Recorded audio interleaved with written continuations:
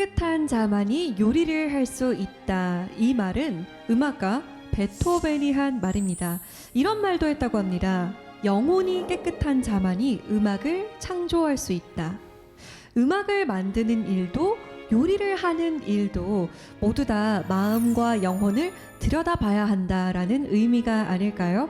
자, 여기 요리도 하고 노래도 하는 이가 있습니다. 그는 불기운이 가득한 주방도 또 멋진 오페라 무대도 다 똑같은 무대라고 말을 하는데요. 요리하는 성악가 전준환 셰프 지금 만나봅니다.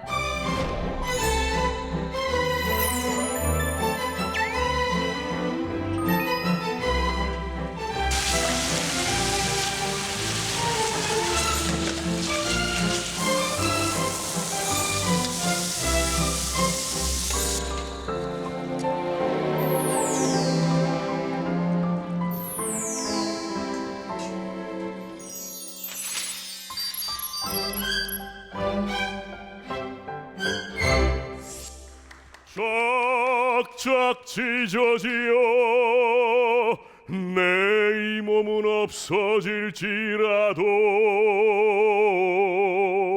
내일은 남아 있으리라. 명태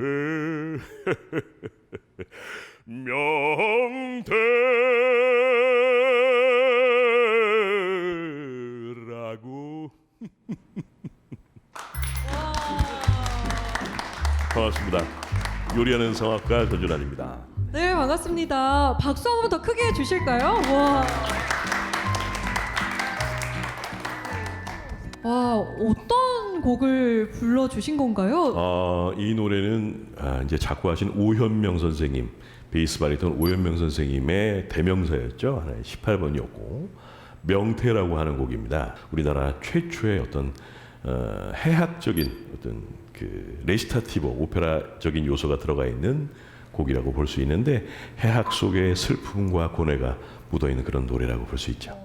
요리와 음악, 뭐 때려야 될 수 없는 관계 같지만 그래도 요리하는 성악가라고 하면 어떤 분일까라는 생각이 들어요. 저는 이제 대학에서 성악을 전공했고 이탈리아로 오페라를 공부하기 위해서 유학을 갔다가 여기서 많은 일들을 겪으면서 한국에 돌아와서 다시 오페라 가수로 활동하던 중간에 저의 하나의 제 인생의 버킷리스트 중에 하나였던 요리사가 한번 돼보고 싶다 해서 시도를 했죠. 그래서 지금은 제가 자그마한 이탈리아 식당을 운영하고 있고 그리고 시간 나는 대로 또 무대에 서는 성악가로도 활동을 하고 있습니다. 지금 노래를 연미복이 아니라 그렇죠. 셰프복이라고 하죠. 조리복. 네, 조리복을 입고 노래를 해주셨는데 그만큼 이 묘한 조화가 어떻게 이루어질지 참 궁금합니다. 오늘 강연 잘 부탁드립니다. 네, 감사합니다.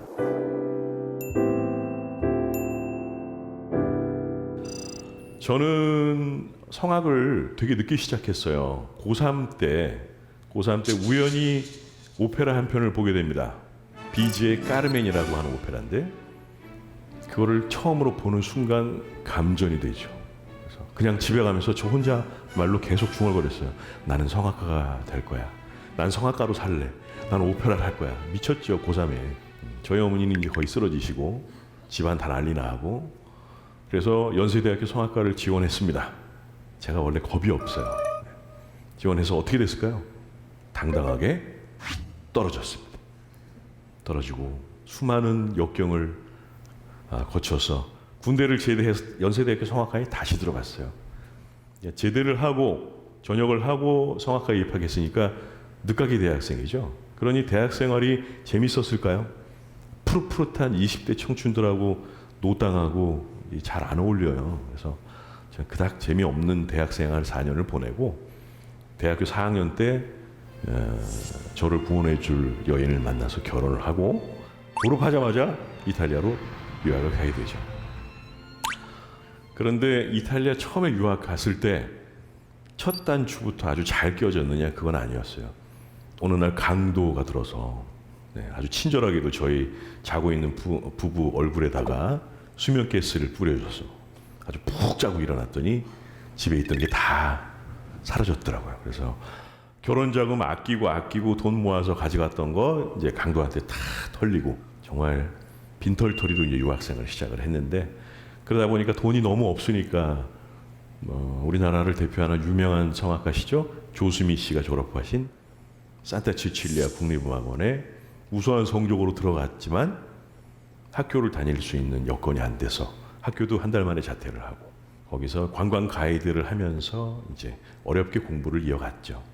자, 여기 보시면 모차르트의 마술피리와 짭짤한 안초비 피자. 마술피리가 나왔는데 모차르트의 마술피리가 제가 대학교 4학년 때 처음으로 무대에서 공연했던 작품이 바로 마술피리예요. 여러분들 오페라에 좋아하세요? 별로 안 좋아하시죠, 사실은. 오페라보다는 뮤지컬이 더 재밌고 뮤지컬보다는 영화나 드라마가 더 재밌죠.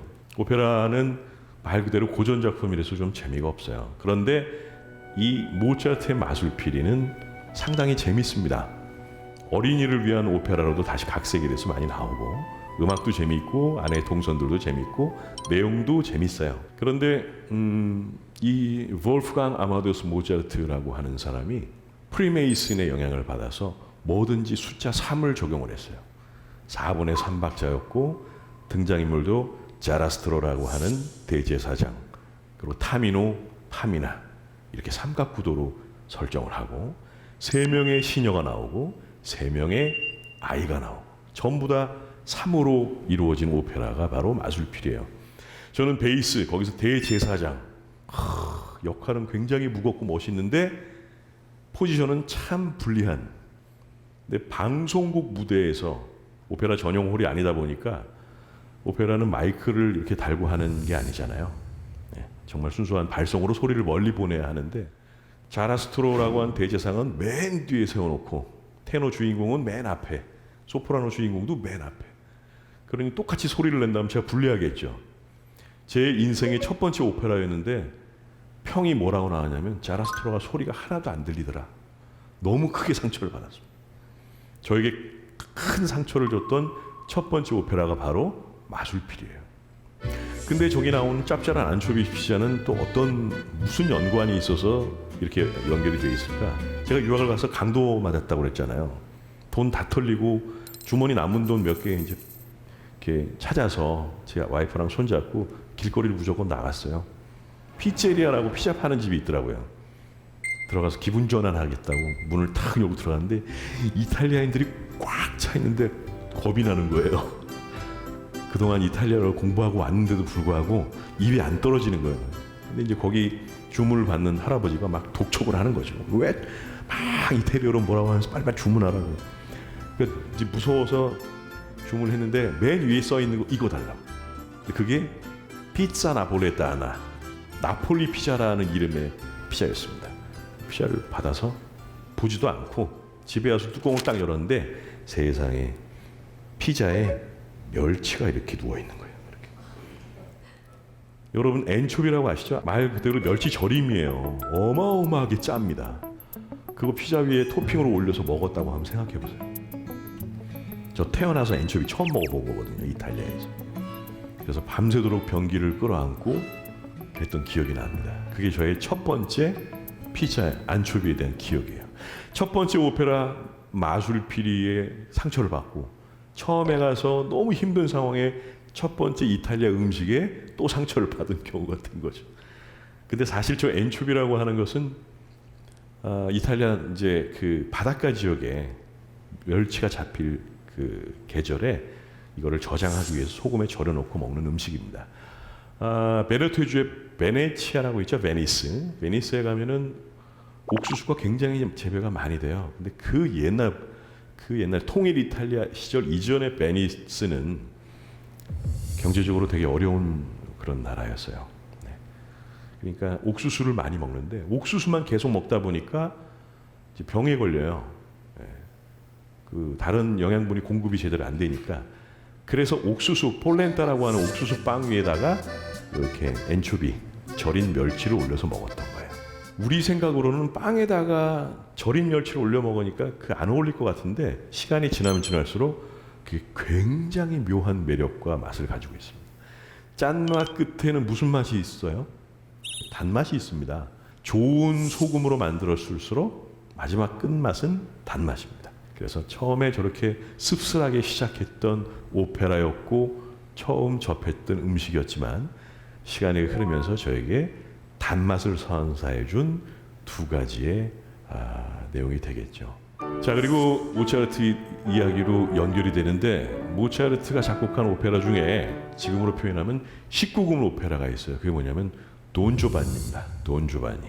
돈 조반니 영화로도 나왔고 돈 후앙이라는 영화로도 있었었죠. 스페인의 전설적인 인물 돈 후앙을 토대로 해서 만든 오페라인데 이탈리아 베네치아에는 실존 인물이 한 명 있었습니다. 키가 거의 한 2m 정도 되고요. 얼굴은 하얗고 팔다리가 길고 얼굴은 박보검보다 더 잘생겼고 6개 국어를 아주 능수능란하게 사용하고 문학과 시에 능통했으며 노래도 잘했고 춤도 잘 추고 희대의 바람둥이 카사노바가 실존 인물이면서 베네치아 태생이에요. 베네치아 공화국을 통치하던 도제라는 어떤 총독이 있었습니다. 거기 가면 도제 궁전이 있어요. 근데 베네치아의 도제의 눈에 바로 이 카사노바가 들게 되죠. 옆에서 시를 읽고 노래를 하고 너무너무 멋있는 청년이다 보니까 이제 카사노바를 굉장히 예뻐했죠. 근데 금기를 어겼어요. 금기를 깬 게 하나 있습니다. 도제의 애첩을 건드려요. 카사노바가. 너무 화가 났죠. 그래서 그 가지고 있는 정말 적용할 수 있는 모든 죄를 다 뒤집어 씌워서 카사노바를 감옥에 가둡니다. 도제의 궁 바로 옆에 비옴비 감옥이라고 하는 감옥이 있는데 자, 요 도제 궁전과 비옴비 감옥 사이에 이렇게 다리가 하나 있어요. 조그맣게 대리석에 구멍이 뚫려 있어서 겨우 바깥을 볼 수 있는 다리가 있습니다. 이 궁에서 재판을 받고 비옴비 감옥으로 넘어가면 죽기 전에는 못 나와요. 그래서 시인 바이런이 그 다리를 보고 이제 이 다리를 건너면 두 번 다시 돌아올 수 없었다. 그래서 본테 데이 소스피리 탄식의 다리라는 이름을 붙이게 됩니다. 근데 그 비옴비 감옥에서 탈옥한 유일한 사람이 있었어요. 누굴까요? 방금 말씀드렸던 카사노바가 비옴비 감옥에 탈옥한 유일한 사람입니다. 감옥의 어떤 간수를 유혹했다 뭐 이런 얘기도 있어요. 그리고 여유롭게 감옥에서 탈출해서 산마르코 광장에 그 세계에서 가장 아름답고 오래된 카페가 있습니다. 카페 플로리안이라고 1700년대에 생긴 카페가 지금도 영업을 하고 있는데 탈옥수가 여유롭게 그 카페에 앉아서 카푸치노 한 잔 탁 마시고 거기 있는 여자한테 윙크를 날리고 도망갔다. 뭐 이런 얘기가 전해질 정도로 아주 뻔뻔한 시대의 바람둥이가 바로 카사노바죠. 자, 돈 후앙, 전설의 인물 돈 후앙 그리고 실존 인물 카사노바의 이야기를 토대로 해서 돈 조반니가 만들어집니다.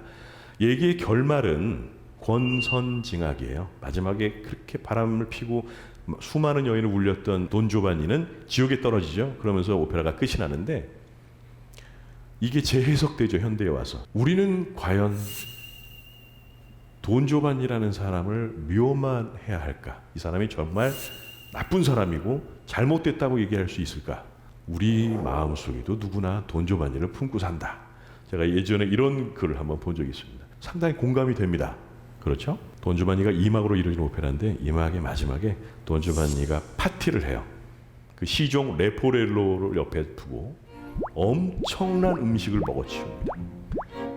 이제 레포렐로가 옆에서 봤을 때 주인님만 계속 여자랑 놀아나고 주인님만 계속 맛있는 거 먹고 주인님만 계속 불합리한 일을 하면서도 벌을 안 받고 하니까 이제 화가 난 거예요. 그래서 돈 조반니가 막 열심히 먹고 있는 음식 중에 닭다리 하나를 이렇게 훔쳐서 먹는 장면이 있습니다. 제가 그때 레포렐로였거든요. 근데 오페라상에 실제로 닭다리를 올려놔요. 이게 먹는 척하면 안 됩니다. 무대와 객석이 가깝기 때문에 진짜 먹어야 돼요. 그리고 노래 중간에 먹어서 이렇게 목이 잠기는 그런 소리를 내야 됩니다, 실제로. 근데 리허설하면서 제가 아무것도 안 먹고 무대에 올라갔는데 훔쳐 먹은 닭다리가 너무 맛있는 거예요. 그래서 진심으로 맛있게 먹다가 진심으로 목에 걸린 적이 있습니다. 그러니까 돈 조반니가 레포렐로 거기서 뭐 하는 거야? 그럼 내 주인님 이래야 되는데 정말 걸린 거예요. 그 오페라 중간에 탁 닭이 이렇게 튀어나왔던 그랬던 적이 있어요.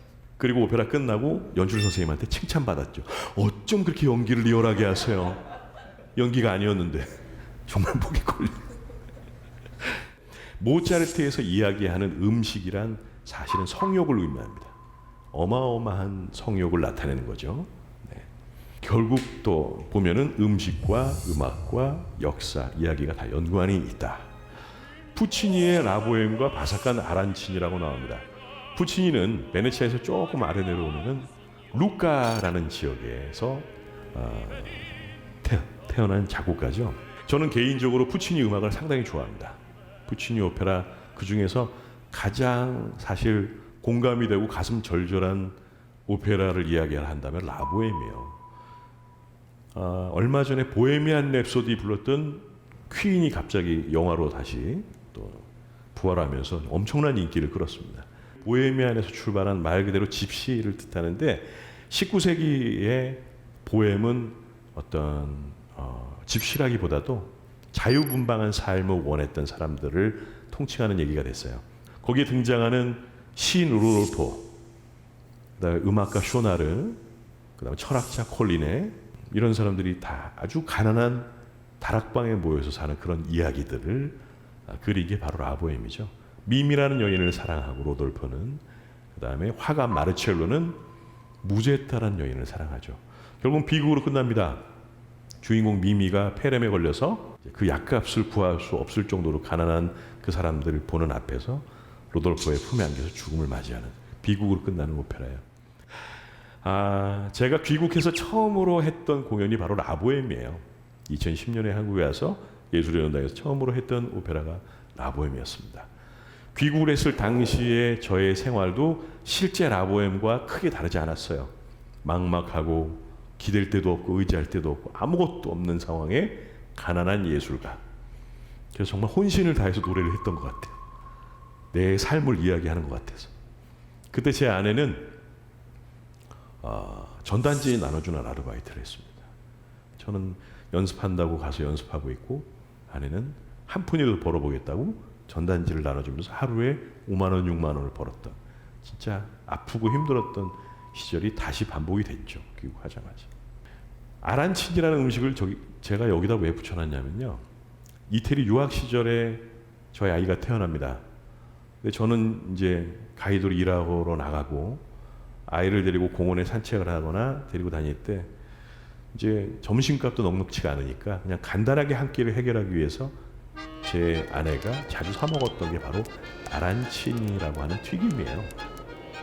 이탈리아 말로 아란차 하면은 오렌지를 뜻합니다. 근데 아란치니는 오렌지 모양의 약간 오렌지 색깔을 띠고 있는 쌀 고로케예요. 실제로 거기다가 오렌지 껍질을 갈아서 넣어서 튀겨내는 경우도 있고, 근데 쌀이니까 아무래도 좀 든든하잖아요. 밥 한 끼 같고. 제 아내에게는 저 아란치니라고 하는 음식이 눈물 젖은 빵과 같습니다. 저 아이가 조금 커서 시칠리아에 예전에 한번 같이 여행을 간 적이 있는데, 내가 제대로 된 시칠리아 아란치니 사줄게 데리고 나가서 저거를 이제 앉아서 셋이서 놀아 먹는데 옛날 생각이 나니까 눈물이 핑 돌더라고요. 아내한테 너무 미안하기도 하고. 네. 그래서 저희 가게에서는 아란치니를 안 팝니다. 눈물 젖은 빵으로 기억하고 있는 음식이 바로 시칠리아의 대표적인 거리 음식 중에 하나인 아란치니라고 하는 고로케였습니다. 자, 조아키노 안토니오 로시니, 또 다른 작곡가를 소개할 텐데요. 이 작곡가는 참 재밌는 사람이에요. 자, 로시니 하면은 탁 떠오르는 오페라가 있을 겁니다. 오페라를 별로 좋아하지 않는 분들도 이 정도는 아시리라 생각해요. 1번 동두천의 이발사, 2번 검단산의 이발사, 3번 세빌리아 이발사, 3번 그렇죠. 대단한 실력을 가지고 계신 바로 로시니의 대표작 세빌리아 이발사입니다. 1816년에 만들어진 오페라인데요. 저 사람이 무려 24살 때 작곡한 오페라예요. 천재죠. 20대 오페라. 근데 이 오페라가 전 세계에서 가장 많이 무대에 올라가는 대표적인 3대 오페라 중에 하나가 바로 세빌리아 이발사입니다. 그런데 세빌리아 이발사라는 이름의 오페라가 사실은 다른 작곡가가 작곡된 작품으로 존재했었습니다. 조바니 파이시엘로라고 하는 로시니보다 52살이나 많으신 작곡가가 이미 세빌야 이발사라는 오페라를 작곡해서 그때 유럽에서 엄청난 인기를 끌었던 작품이었어요. 그런데 똑같은 이름으로 웬 젊은 맹랑한 작곡가가 작품을 턱 냈단 말이죠. 이 작품 초연날 무슨 일이 있었을까요? 1816년은 바이시엘로가 돌아가신 해예요. 근데 바이시엘로의 광팬들이 이 초연하는 극장에 몰려와서 엉망을 만들어 버립니다. 객석에다 쥐를 풀고 막 여기다가 기름을 뿌려서 막 등장인물도 넘어지게 만들어주고 오케스트라를 흔들어 음악을 다 깨버리고, 그래서 야심작이라고 올린 무대가 엉망이 돼요. 로시니는 뭐 여러 번 울었겠지만 로시니가 일생에 아주 기억되게 3번을 울었다고 해요. 첫 번째, 세빌야의 발사가 망했을 때 초연하는 날 엉망이 됐으니까 정말 펑펑 울었대요. 두 번째, 파가니니의 바이올린 곡을 듣고 너무 감동을 해서 감동의 눈물을 흘리고, 세 번째는 센강의 유람선에서 이제 음식을 싸갖고 가서 맛있는 거 먹으려고 다 이러는데 음식이 물에 뚝 빠진 거예요. 그게 트러플을 잔뜩 올려서 만들어 놓은 칠면조 요리를 이제 먹어야지 가다가 거기 그걸 붙잡고 펑펑 울었다는 거 아니에요. 너무 아까워서. 로스니는 그만큼 미식가이면서 대식가이면서 먹는 걸 너무너무 좋아했던 사람이에요. 24살에 세상을 흔들었던 엄청난 작품을 만들었음에도 불구하고 그 이후로도 계속해서 히트작들을 만들어내는데 37살에 굴리아모 텔, 우리가 말하는 빌레름 텔이라는 오페라 작품을 마지막으로 작곡을 하고 그 이후로는 오페라 작곡을 전혀 하지 않았습니다. 행간에는 그런 말이 있어요. 음악 작곡은 그만하고 먹으러 다녔다는 얘기가 있습니다. 먹는 걸 너무 좋아했어. 로시니가 가장 좋아했던 음식은 바로 송로버섯이죠. 트러플. 엄청 비싸요. 그 이탈리아 예전에 있을 때 제가 식재료 구하러 어디 갔을 때요. 요만한 게 하나가 비싼 거는 한 50만 원 정도 되는. 최근에 뉴스에 나왔는데 이만한 화이트 트러플을 얻은 저기 누가 발견 농부가 캤는데 경매에 붙여졌는데 이게 6억 원인가에 팔렸어요. 그 정도로 귀한 버섯입니다. 로시니가 그래서 음악 사업 말고도 되게 좋아했던 게 송로버섯을 캐려면 돼지가, 지금은 강아지를 쓰는데 돼지가 가서 송로 냄새를 맡고 땅을 막 파요. 그러면 옆에 있다가 얼른 가서 그 돼지가 먹기 전에 송로를 옆에서 이제 탁 뺏는 방법으로 채취를 합니다. 돼지하고 강아지만 그 냄새를 맡을 수 있대요. 그래서 그 돼지 키우는 사업을 했어요. 로시니가. 송로를 너무 좋아하니까 송로 사업을 해보겠다고. 그 정도로 음식을 너무너무 좋아했던 사람이고, 와인을 수집해놓고 주변에 있는 예술가들을 초대해서 값비싼 치즈, 송로버섯 요리 이런 것들과 함께 와인 파티도 많이 했어. 로시니가 프랑스에 가서 본인도 요리를 너무너무 좋아했고 잘했던 사람이기 때문에 지금도 실제로 이탈리아와 프랑스 지역에 뒤에 알라 로시니가 들어가는 것은 다 로시니가 좋아했던 재료를 섞은 음식일 경우가 많습니다. 그 중에 대표적인 게 트러플, 송로버섯이 들어간 음식은 알라 로시니가 붙는 경우가 있죠. 네. 로시니의 고향인 페사를 가면요, 스파게티 알라 로시니가 있어요. 그러면 이제 위에다가 트러플을 이렇게 뿌려주는 파스타가 나옵니다. 우리나라에서는 한 그릇에 거의 한 15만 원 정도. 근데 거기서는 한 2만 원, 3만 원이면 먹을 수 있죠. 네. 다음 걸 한번 볼까요? 보나르도 자이오티라는 세계적인 베이스 가수였습니다. 2년 전에 돌아가셨어요. 저희 스승님이셨는데, 저는 로마에서 너무 힘들게 일을 하면서 공부를 하다 보니까 학교를 제대로 다니지도 못했고, 프라이빗 레슨이죠. 프리바타라고 해서 개인적으로 마에스트로를 찾아가서 공부를 하거나 로마에서 마스터 클래스가 열리면 등록을 해서 배우거나 이렇게밖에 배울 수가 없었어요. 보나르도 자이오티 선생님은 밀라노에 계셨던 선생님이십니다. 근데 로마에 마스터 클래스를 열어주셔서 제가 소문을 듣고 찾아가서 꾸준히 배웠죠. 그러다가 선생님이 저를 너무 인정을 해주시고 예뻐해 주셔서 제 유학 인생 거의 마지막 부분에는 자이오티 선생님의 가르침으로 제가 많은 변화를 겪었던 것 같아요. 어느 날 선생님이 저한테 전화가 오신 거예요. 제 이름이 알베르토였어요. 알베르토, 너 이번에 무슨 콩쿠르 있는데 거기를 나가봐라. 그래서 선생님 나 일 끝난 지 얼마 되지도 않고 지금 너무 힘들다고. 그랬더니 아니야. 너 이제 지금 콩쿨 나가면 1등 할 수 있어. 내가 너한테 가르친 거를 넌 지금 제대로 이해하고 있는 것 같아. 나가봐. 그래서 선생님 말을 듣고 정말로 지원을 하고 나가서 1등을 했어요. 38살에. 저도 대단하죠. 이럴 때는 박수도 쳐 괜찮아요. 선생님 말을 고지고대로 이해를 하고 레슨을 하실 때 선생님은 그런 제가 너무 예뻤던 거예요. 정말 힘들고 어렵게 공부한다는 걸 알고 계신데 악착같이 와서 배우고 발전이라는 걸 하고 하니까 선생님이 정말 본인이 알고 계신 거를 다 저에게 알려주시려고 노력을 하셨죠.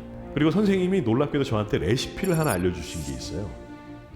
저희 식당에서 지금 가을 겨울에 제일 유명한 베스트셀러가 해산물 파스타입니다. 해산물 파스타. 제가 하는 요리는 무슨 유명한 스타 셰프들이 발휘하는 특별한 팁이 있는 게 절대로 아니에요. 특별한 팁이 없어서 나름 맛있고 잘 되는 요리라고 말씀드릴 수 있는데 이탈리아인들이 요리를 할 때 대단한 기술을 가지고 있는 사람들이 하는 요리가 우리가 알고 있는 그 맛있는 이탈리아 요리가 아니에요. 해물 파스타에는 도대체 저기다 뭘 넣기를 이런 맛이 나요? 하시는 분들이 가끔 계세요. 근데 뭘 특별하게 넣지 않아요. 말 그대로 새우, 오징어, 조개, 마늘 이걸로 마법 같은 맛을 만들어내는데 마법이라고 한다면 여기다가 마법의 가루를 생각하시는데 절대 그렇지 않습니다. 자, 새우가 제가 여기서 여러분들께 레시피를 하나 알려드릴게요. 새우가 있잖아요. 그럼 새우를 맛있게 먹는 방법 머리와 몸통을 분리합니다. 그 다음에 껍질을 까요. 새우 등에 이렇게 내장이 지나가기 때문에 이쑤시개로 내장을 이렇게 쏙 빼서 버립니다. 자, 머리와 껍질이 분리되어 있어서 나와 있습니다. 이거 버리면 되죠? 이게 바로 천연 조미료가 되는 재료입니다. 머리와 껍질 그거를 버터에다 얘기해 주면 안 되는데 버터에 살살 볶다가 거기다가 샐러리도 넣고 당근도 넣고 마늘도 넣고 계속 볶으면서 물을 넣고 볶잖아요. 그럼 걸쭉한 국물이 납니다. 그거를 찢고 갈거나 해서 즙을 쫙 짜내면 한 요만큼 밥공기 한 반 그릇 정도 액즙이 나와요. 이게 해물 요리의 최고의 천연 조미료예요. 나머지는 오징어 넣고 새우 넣고 마늘 넣고 토마토 넣고 이렇게 볶다가 그거 한 숟갈 탁 넣어서 면 넣고 졸여내면 그게 바로 이탈리아인들이 먹는 파스타가 됩니다. 파스타는 이탈리아인들에게 사실 주식에 해당되는 거잖아요. 그 사람들은 전체 요리서부터 주식, 후식 뭐 엄청나게 제대로 저녁을 먹으면 한 4시간을 먹는 사람들인데 그래도 메인이라고 한다면 파스타예요. 자, 우리나라 사람에게 메인 주식이 뭘까요? 비밥 하는 밥이에요. 밥. 우리가 평생 먹는 주식을 만드는 방법은 굉장히 간단합니다. 자, 이탈리아로 싹 돌려서 이탈리아인 입장에서는 주식, 매일 먹는 파스타를 만드는 방법이 정말 너무너무 어려울까요? 아주 희귀한 방법을 써야 될까요? 진짜 간단해야 되겠죠. 여기서부터 접근하면 이탈리아 요리를 이해하는 건 너무 쉬워요. 저에게 그 해물 파스타를 사주시면서 무슨 얘기를 하시냐면 제가 아까 설명드렸던 비슷한 얘기를 하셨습니다. 알베르토 봐라. 여기 새우가 들어가 있고 오징어가 들어가 있고 조개, 토마토가 들어가 있다. 이들은 다 아침에 이 안에 모이기 전까지는 각자의 자연 재료였어. 또 서로가 이 안에 섞여 있는데 서로 회방하지 않고 조화를 이루고 있지 않니? 너의 소리가 공중에 퍼져나갈 때 무리가 가거나 뭔가 자연스럽지 않은 게 섞여 있거나 뭔가 특별하려고 쓸데없는 힘을 주거나 자연스러움을 잃어버린다면 너의 목소리는 아름다운 소리로 공중에 퍼져나가지 않을 거야. 이게 밥집에서 저한테 말씀해 주신 거예요. 밥을 먹으면서. 그러니까 몸에 전율이 느껴지더라고요. 파스타도 맛있었지만 어떻게 이런 비유로 나에게 가르침을 주실까? 그걸 잊을 수가 없어요. 실제로 제가 가장 자신 있어 하는 파스타가 해산물 파스타인데 정말 선생님의 가르침에서 벗어나지 않으려고 생각하면서 요리를 합니다. 자연스럽게 조화롭게 어긋나지 않고, 근데 꼭 화근은 어디서부터 시작되냐면 벗어난 부분에서부터 시작이 됩니다. 인간의 모든 죄악과 고통과 슬픔은 욕심에서 출발하는 경우가 대부분이에요. 그냥 살면서 자연스럽게 우리가 겪어야 하는 고통들은 사실 시간이 지나면 슬슬 사라집니다. 그래서 버나르도 자이어티, 저희 스승님이 저에게 전수해 주신 최고의 레시피는 바로 해산물 파스타 안에 들어있었습니다. 자, 소프라노 조스미를 위한 나폴리식 고등어찜. 우와, 세상에 고등어를 나폴리식으로 어떻게 찌나 정말 궁금하셨죠? 이탈리아인들도 고등어를 먹어요. 근데 우리처럼 자반 고등어, 뭐 소금을 뿌려서 굽거나 고등어를 졸여 먹거나 이게 아니라 고등어를 먹긴 먹는데 언제 먹냐면 정말 싱싱할 때만 먹어요. 이탈리아인들은 주로 바닷가 지역의 사람들이 고등어를 먹습니다. 바닷가가 없는 대륙에서 고등어 요리를 찾기는 거의 불가능해요. 안 팔아요. 그러니까 옮겨다 놓고 싱싱하지 않을 거는 안 팔아요. 예. 그러니까 그걸 판다는 거는 싱싱하다는 얘기예요. 제가 나폴리에 가서 콩쿠르하러 나폴리를 갔는데 어느 식당에서 스곰브로 고등어라고 써 있는 거예요. 너무 궁금했어요. 도대체 이 나라에서 고등어를 어떻게 먹을까? 그래서 물어봤어요, 레시피를. 아주 품질 좋은 엑스트라 버진 올리브 기름과 몇 개 허브, 레몬, 마늘 뿌리고 소금, 시칠리아 소금을 살짝 얹어서 오븐에다가 구워낸 음식이었어요. 아유, 뭐 이렇게 해서 맛이 날까? 하고 고등어를 탁 포크로 뜯어서 입에 넣는 순간 제가 그동안에 먹었던, 생각했던 혀와 몸과 뇌가 기억하고 있는 고등어 맛하고 전혀 다른 정말 맛있는 바다가 느껴지는 고등어. 이 고등어에 일대기가 느껴지는 그런 맛이었어요. 근데 여기서 갑자기 조수미 선생님을 위한 나폴리식 고등어찜이 왜 나왔을까요? 제가 예전에 한번 쿠킹 클래스 강연을 하는데 주제가 뭐였냐면 음악가들이 선호하는 음식들. 주악기로 로시니를 비롯해서 현존하는 우리나라 성악가들은 과연 어떤 음식을 선호하실까? 그래서 제가 인터뷰를 다 했습니다. 그중에 조수미 선생님하고도 서면으로 인터뷰를 했어요. 놀라운 사실은 조수미 선생님이 지금도 정말 월드 클래스시죠. 자기 관리도 너무너무 잘 하시고. 그래서 성악가들은 몸이 아끼니까 많이 먹어요. 저희는 먹는 걸로 보상을 받을 때가 굉장히 많습니다. 그런데 조수미 선생님은 육식을 하지 않으신대요. 너무 놀랐어요. 채식, 그리고 찔러서 피나는 거는 생선밖에 안 먹어요 하시는 거예요. 오, 이렇게 월드클래스 대단한 성악가가 스태민을 위해서 고기를 먹어도 남들보다 훨씬 먹을 것 같은데 근데 어떻게 고기도 안 먹고 이런 소리를 내시지? 너무 놀랬죠? 그러다가 머릿속에 탁 떠올랐던 게 제가 나폴리에서 먹었던 그 스곰브로 나폴레타노 고등어 요리가 딱 떠올랐던 거예요. 그래서 책에다 썼습니다. 선생님이 저희 가게 오시면 제가 그날 가장 싱싱한 고등어를 구해서 스곰브로 나폴레타노를 해드리겠습니다. 너무 기대가 돼요. 라는 답장까지 받았는데 아직까지 오시진 않으셨어요. 바쁘시니까 오실 수가 없으신 거겠죠. 네. 그래서 대가를 떠올릴 때 버나르도 자이어티의 해물 파스타가 떠오르고 그 다음에 조수미 선생님 하면 제가 만들어드리고 싶은 고등어 요리가 연상이 됩니다. 자, 늘 부엌에 있는 내 아내에게 저는 이 챕터를 보면 진짜 마음이 안 좋아요. 저희 결혼한 지 올해가 20주년인데 저지르지 않으면 못 갈 것 같아가지고 빚을 내서 이탈리아 여행을 한번 갔다 왔어요. 온 가족이 간 거는 8년 만에 처음이었던 거죠. 귀국하고. 울더라고요, 아내가. 10년의 그 추억이 정말 그 필름이 쫙 눈앞에 지나가니까. 그리고 저희 살았던 집, 옛날 살았던 집 갔더니 이탈리아는 정말 변화가 거의 없어요. 심지어 이렇게 찌그러져 있는 간판이 세상에 10년 전이랑 똑같이 붙어 있더라고요. 어쩜 이렇게 변화가 없어. 저의 청춘의 고향 이탈리아. 네. 그러니 제 아내와 가장 많은 시간을 보냈던 곳도 이탈리아죠.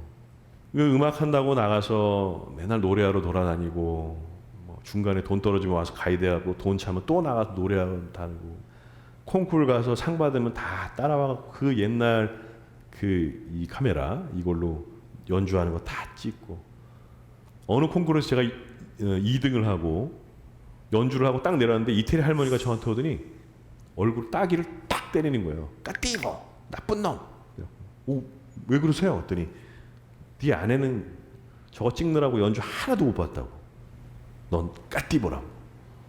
우리 집사람 옆에 주렁주렁 장비를 달고 이걸 찍고 있었던 거예요. 저는 막 무대에서 화려하게 노래하고 있는데 얼마나 미안해요. 아란치니도 미안한데 그냥 미안함의 연속인 것 같아요. 남자의 중년은. 네. 자, 김광석의 어느 60대 노부 이야기와 베네치아식 대구 요리, 이것도 역시 제 아내와 연관된 이야기인데요. 제가 예전에 아주 자그마한 어떤 서점에서 콘서트를 할 때 주최 측에서 요구사항이 뭐였냐면 성악곡, 클래식곡 말고 가요 중에 뭔가 공감이 될 만한 노래를 하나 불러주세요. 그래서 고민을 하다가 결정한 게 김광석이 불렀던 어느 60대 노부부의 이야기. 그 노래 혹시 아세요? 맨 마지막에 어떤 소절이 나오냐면 여보 안녕히 잘 가시게 여보 안녕히 잘 가시게 이렇게 끝나요. 가슴이 턱 내려앉더라고요. 그 부분에서. 언젠간 저도 제 아내와 헤어지겠죠. 저 노래를 준비하면서 그런 생각을 했어요. 언젠간 내 아내와 헤어질 텐데 내가 만약에 보내야 된다면 보내는 마음이 그때 어떨까. 아주 간단한 논리, 세상 말로 그런 거 있지. 있을 때 잘해. 그거 정말 진리예요. 재작년에 이탈리아 여행을 갔다고 했죠. 베네치아에 가서 제가 폴렌타하고 바칼라 대구 요리를 시켜서 얹어서 여보 한번 먹어봐. 내 와이프가 탁 놓더니 너무 맛있다. 이런 요리가 있는지 몰랐네. 근데 그때 또 너무 미안한 거예요. 집에서 육아하느라 자기 전공이고 자기 인생 포기하고 저 뒷바라지 하느라 10년이라는 시간을 이탈리아에 살았음에도 불구하고 바칼라도 한 번도 못 먹어봤던 거죠. 관광객 입장으로 다시 돌아갔던 이탈리아에서 그때서야 비로소 먹어본 요리가 베네치아식 대구 요리였던 거예요. 제가 몇 개 이제 요리와 음악에 대해서 삶에 대해서 연결해서 쭉 말씀드렸어요. 저는 성악가이면서 요리사입니다. 근데 성악가로서 무대에 섰을 때와 요리사로서 주방에 서 있을 때 둘 다 같은 무대라고 생각을 하면서 살아요. 첫 번째 피드백이 바로바로 오니까 앞에서 객석에서 제 노래를 들으시는 분의 피드백도 금방 오지만 오픈 주방에서 손님들이 식사를 하시는 모습을 보면 저분이 얼마만큼 만족을 하시는구나도 금방 알 수 있습니다. 제 인생의 무대도 이와 다르지 않을 것 같아요.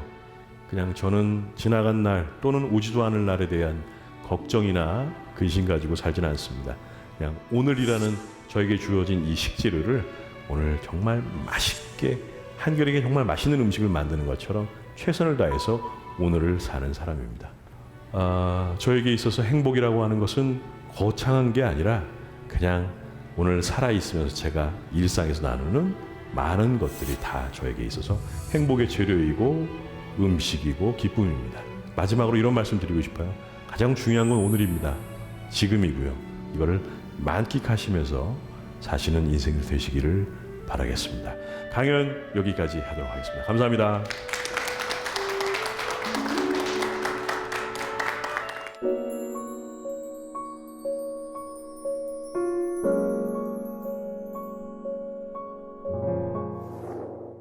네, 재밌게 다들 들으셨나요? 저는 이 강연을 들으면서 와, 전준환 셰프의 요리를 꼭 한번 먹어보고 싶다. 정말 궁금하다. 특히 그 해산물 파스타가 저는 정말 궁금하더라고요. 네. 강연에 대해서 또 셰프님에 대해서 궁금한 점이 참 많을 것 같습니다. 네. 저희가 질문부터 한번 받아볼게요. 궁금한 점이 있으시면 그 예술가로 살아가는 그 꿈을 가지고 있는 사람이잖아요. 네네, 지금도 그렇죠. 하고 네. 계시고 네. 그것에 있어서 투잡은 뗄 수 없는 운명인지 그게 좀 궁금해요. 아주 현실적으로 봤을 때 떼면 안 되는 운명입니다. 네. 왜냐하면 이제 저뿐만이 아니라 많은 예술가들이 예술 형태로만 먹고 살기 정말 어렵거든요, 현실적으로. 네. 그러다 보니까 사실 저는 좀 예술과 동떨어진 어떤 행위라고 생각할 수도 있지만 노래하시는 분들 또는 연주하시는 분들도 약간 벗어난 다른 맥락의 다른 잡들을 많이 하고 계세요, 실제로. 예술을 위해서만 살 수는 없거든요. 가족을 위해서도 살아야 하고 그러다 보니까 저는 이게 되게 뭐 독특하다고 생각하지 않아요. 그냥 자연스러운 한 모습 중에 하나라고 생각합니다. 제 주변에서도 시인이면서 직장인이신 분들이 꽤 있거든요. 네네. 하지만 그래도 나는 이게 조금 더 좋다라는 게 있을 것 같아요. 어떤 게 더 좋으세요? 이런 질문도 되게 많이 받았어요. 네. 노래가 좋으세요?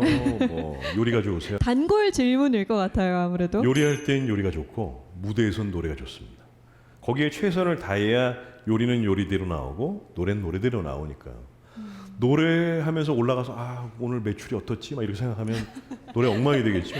프라이팬 막 돌리고 있는데 갑자기 머릿속에 가사가 안 어울릴 것 같아요. 그래서 요리할 땐 요리에 집중하고 노래할 땐 노래에 집중하고 그게 최선이라고 생각합니다. 다른 질문도 한번 받아볼까요? 지금까지 요리사라는 직업을 가지고 살아오시면서 항상 누군가에게 요리를 해주시는 입장이었잖아요. 네네. 네, 그러면은 혹시 다른 사람에게 받고 싶은 요리라던가 그런 건 없나요?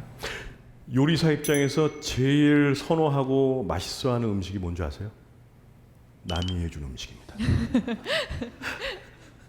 물론 다 맛있진 않죠. 근데 저희도 요리를 하다 보니까 어디 가서 특히 비슷한 요리를 먹게 되면 이게 그냥 먹으면 되는데 자꾸 평가를 하게 돼요. 머릿속에 그럴 것 같아요. 재료가 뭐가 들어갔지 막 이러고 하다 보니까 불편한 경우도 많죠.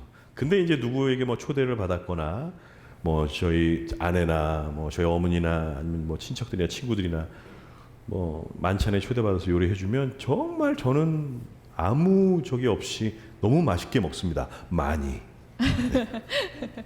굴곡진 인생을 살아오셨다라고 네. 표현하셨는데 요즘 청춘들 진짜 힘들거든요. 취업 준비도 힘들고 또 친구 관계도 힘들고 여러 가지로 힘든 점이 많은데 그런 사람들에게 어떤 요리 추천해 주시겠어요? 자신의 몸에 예의를 갖추라라고 말씀드리고 싶어요. 네.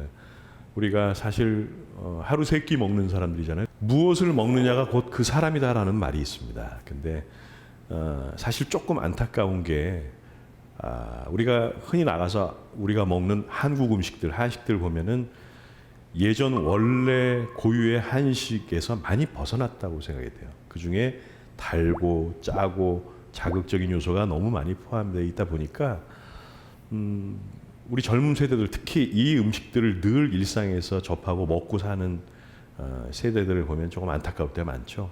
조금만 더 자신의 몸에 예의를 갖춰서 조금 더 제대로 된 음식을 찾아 먹으려고 노력하고 자신을 위해서 투자하는 것도 굉장히 중요한 일이라고 생각합니다. 네, 오늘 강연 정말 잘 들었습니다. 감사합니다. 듣다 보니까 막 배가 고파지는데요. 오늘 셰프님께서 저희 사세계 공동체 아주 특별한 선물을 준비해 주셨다 들었어요. 제가 요리하는 성악가잖아요. 그래서 여러분들께 맛있는 파스타를 대접을 해드릴까 하다가 여기 들고 올 수가 없어서 그래서 그냥 노래 선물을 하나 준비했습니다. 제가 준비한 노래는 10월의 어느 멋진 날이라는 노래인데 지금이 3월이니까 제 임의대로 아주 어려운 일이긴 하지만 가사 하나를 바꿔서 여러분들께 불러드리도록 하겠습니다. 3월의 어느 멋진 날에 여러분들께 선물하고 저는 물러가도록 하겠습니다. 감사합니다. 오늘 감사합니다.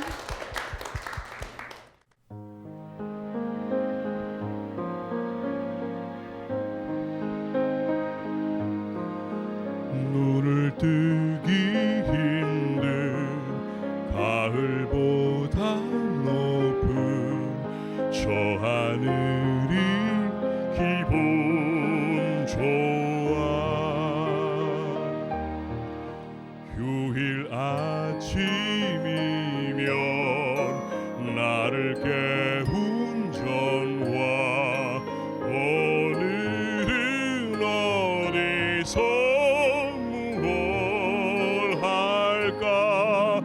창밖에 앉은 바람 한 점에도 사랑은 가득한 걸.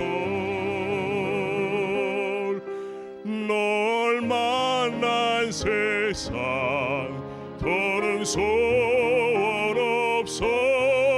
바람은 죄가 될 테니까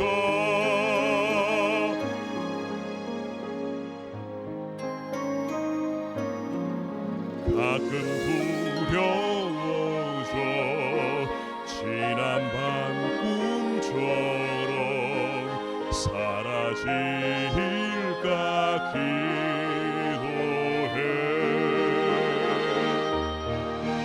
내일 너를 보고 너의 손을 잡고 내 곁에 있는 너를 확인해.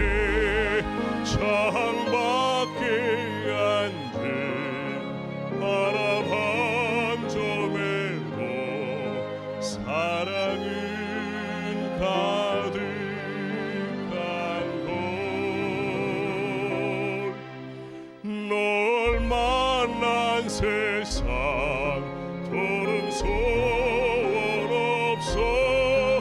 아래는 죄가 될 테니까. 자, 다 같이 아 해볼까요?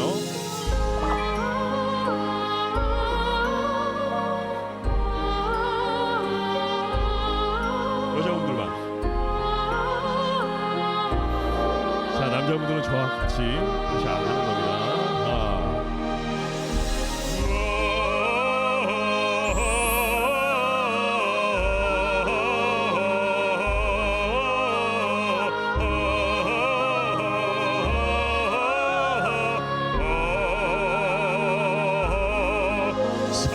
살아가는 이유, 꿈을 꾸는 이유 모두가 너라는 것. 내가 있는 세상 살아가는 동안 더 좋은 것은 없을 거야. 3월의 어느 멋진 날에.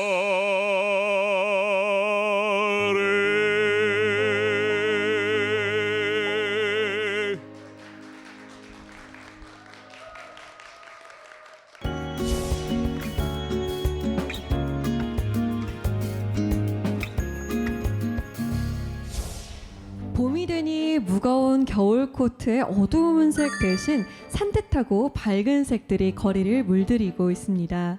미국 팬톤 컬러 연구소는 2020년의 색으로 클래식 블루를 뽑았다고 합니다. 클래식 블루는 휴식의 색이라고 하는데요. 요리하는 성악가 전준환 셰프의 음식 이야기 또 노래가 휴식처럼 느껴지는 건 어쩌면 지중해 바다의 푸른 기운을 담고 있어서가 아닐까요? 휴식 같은 친구가 되고 싶은 사색의 공동체, 저희는 다음 시간에 돌아오겠습니다. 고맙습니다. L'espoir est un plat bien trop vite consommé, à sauter